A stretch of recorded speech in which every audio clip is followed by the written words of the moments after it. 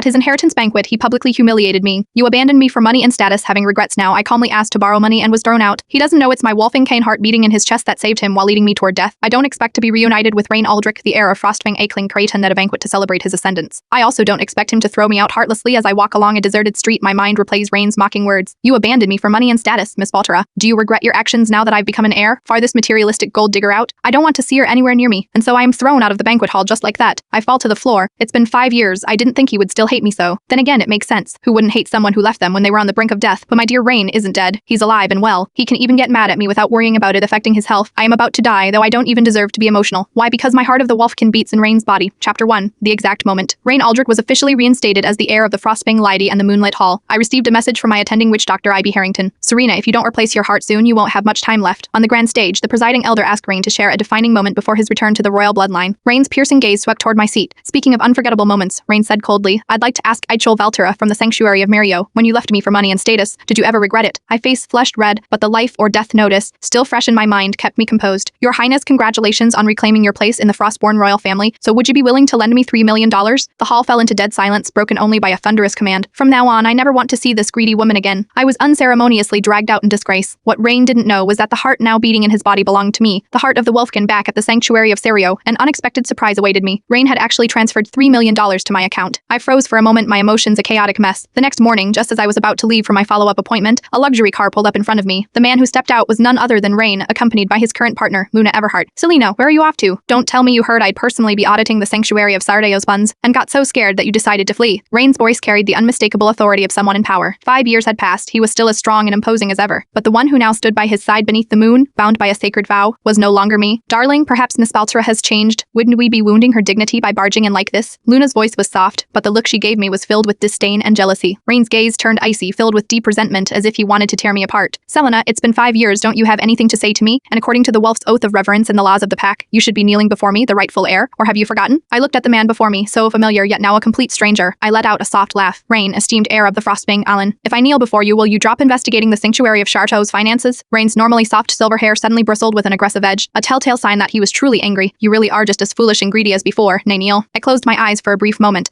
numbing myself to what was about to happen. Just as I prepared to kneel, Luna suddenly kicked my knee. I stumbled, collapsing to the ground. For a fleeting second, I caught a flicker of hesitation in Rain's eyes, but he made no move to stop her.